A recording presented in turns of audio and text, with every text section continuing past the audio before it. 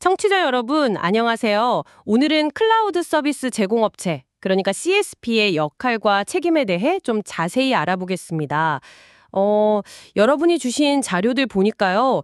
이게 생각보다 더 명확히 알아야 할 부분이더라고요. 네, 맞아요. 클라우드가 이제 뭐 거의 필수 기술이 됐는데 정작 누가 어디까지 책임지는지 이걸 정확히 모르면 나중에 좀 곤란할 수 있거든요.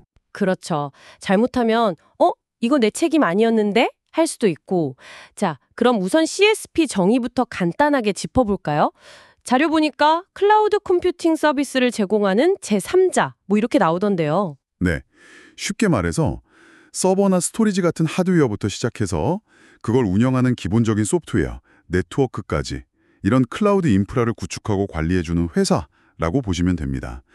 뭐 호스팅이나 모니터링, 기술 지원 같은 서비스도 당연히 포함되고요. 하드웨어 유지 보수나 관리 부담을 덜어주는 거네요. 그렇죠. CSP의 가장 기본적인 책임은 그 인프라 자체, 그러니까 클라우드의 보안, Security of the Cloud, 이걸 책임지는 거예요. 데이터 센터 문잠그고 감시 카메라 돌리고 하는 그런 물리적인 보안 있잖아요. 아, 네네. 건물 보안 같은 거요? 네, 그런 거랑 또 네트워크 장비들, 뭐 방화벽이라 라우터 같은 것들이요. 이런 하드웨어랑 그걸 돌리는 소프트웨어를 안전하게 관리하고 또 제때 업데이트하고 그리고 서비스가 끊기지 않게 그 가용성을 보정하는 것. 여기까지가 보통 CSP의 책임 영역이죠. 그렇군요. 인프라 전반을 안전하고 튼튼하게 유지하는 역할. 근데 여기서 그 유명한 공유 책임 모델 이야기가 꼭 나오더라고요. 아, 네. 이게 정말 중요합니다. 왜냐하면 CSP가 인프라를 책임진다고 해서 고객은 아무것도 안 해도 되느냐? 그건 절대 아니거든요. 혹신 것처럼요? 아, 비유가 딱 맞네요. 바로 그거예요.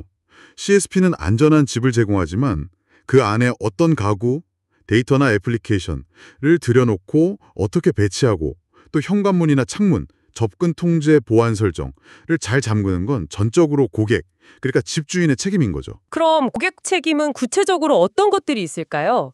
이게 좀 헷갈릴 수 있을 것 같아요. 일단 가장 중요한 건 데이터 보호죠. 민감한 정보나 중요한 애플리케이션에 허가되지 않은 사람이 접근하지 못하도록 강력한 인증 절차나 접근 권한 관리를 설정해야 하고요. 네, 아이디 패스워드 관리 같은 기본적인 것부터요. 그렇죠. 그리고 데이터가 혹시 유출되더라도 안전하도록 암호화를 적용한다거나 또 악성 코드나 바이러스 같은 외부 위협을 막기 위한 조치들, 뭐 예를 들면 백신 소프트웨어를 설치하고 업데이트한다거나 하는 것들이요. 내부자 위협도 신경 써야 한다고 자료에 나와 있더라고요. 아, 맞아요. 그것도 중요하죠. 내부 직원에 의한 정보 유출 가능성도 대비해야 하고요. 또 하나 중요한 게 규제 준수인데요. 예를 들어 의료 정보를 다룬다면 히파, 카드 결제 정보를 다룬다면 PCI DSS 같은 특정 산업 규제를 따라야 하는데 이 책임 역시 고객에게 있습니다. 와, 듣고 보니 고객 책임도 정말 만만치 않네요. CSP가 제공하는 보안 도구들이 있긴 하잖아요. 방화벽이라던가. 네, 물론 CSP는 다양한 보안 도구나 서비스를 제공하죠. 하지만 중요한 건 그 도구를 어떻게 설정하고 활용하느냐예요. 최첨단 방화벽이 있어도 설정을 잘못하면 무용지물이잖아요. 아, 그렇죠. 설정 오류. 이게 의외로 많다고 하더라고요. 네. 그래서 도구를 제공하는 건 CSP지만 그걸 올바르게 구성하고 운영하는 책임은 고객에게 있다는 거. 이게 공유 책임 모델의 핵심입니다. 그럼 기업들은 CSP가 자기들 책임을 잘 하고 있는지 어떻게 좀 확인할 수 있을까요? 그냥 믿고 맡기기엔 좀 불안할 수도 있잖아요. 그래서 보통 SOC 2열 같은 제3자 감사 보고서를 확인하죠. 이런 보고서는 CSP가 인프라 보안이나 가용성 같은 약속들을 얼마나 잘 지키고 있는지 객관적으로 보여주는 자료가 되거든요. CSP 입장에서도 이걸 통해 투명성을 보여주고 신뢰를 얻을 수 있고요. 그렇군요. 일종의 성적표 같은 거네요? 네, 뭐 비슷하다고 볼 수 있죠. 결국 CSP는 고객이 이런 복잡한 기술 인프라 관리에 직접 신경 쓰지 않고 자기들의 핵심 사업에 더 집중할 수 있도록 도와주는 파트너인 셈이에요. 단순 서비스 제공업체가 아니라 기술 파트너다. 이 말이 확 와닿네요.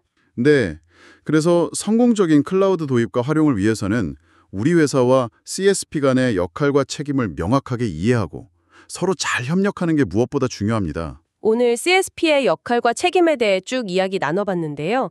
핵심은 결국 공유 책임이네요. CSP는 인프라를, 고객은 그 위에서 돌아가는 데이터와 애플리케이션, 그리고 접근 관리를 책임진다. 이렇게 요약할 수 있겠죠? 정확합니다.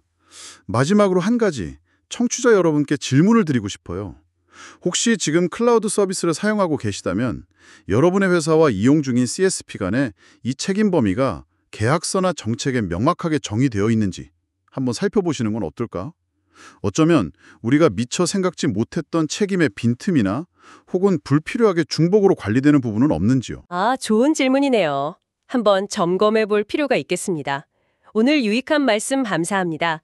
다음 시간에도 저희는 흥미로운 주제로 다시 찾아뵙겠습니다.